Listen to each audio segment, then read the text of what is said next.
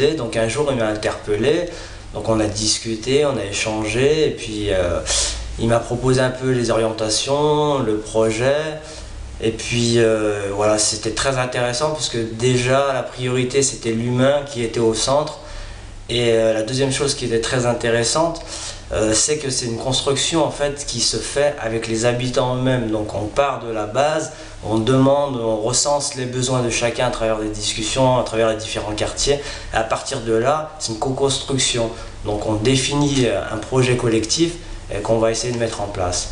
Donc voilà, et puis moi je suis militant associatif, syndicaliste depuis un certain nombre d'années.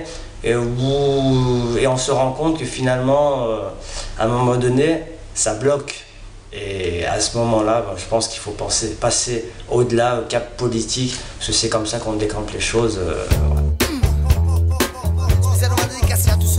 Il y a deux choses. La première, c'est déjà répondre à une urgence pour les plus démunis, une urgence sociale. Donc là, c'est impératif, c'est à l'instant T, il faut répondre tout de suite parce qu'ils en ont besoin. La deuxième chose, c'est qu'il faut, je pense, tout changer. Il faut changer la politique en général.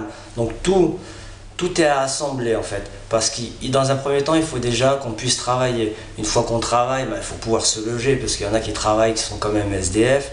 Une fois qu'on se loge, il faut pouvoir accéder aux soins. Une fois qu'on accède aux soins, il y a les services publics et ainsi de suite. Donc voilà, il y a ces deux choses-là qu'il faut mener en parallèle, ces deux combats.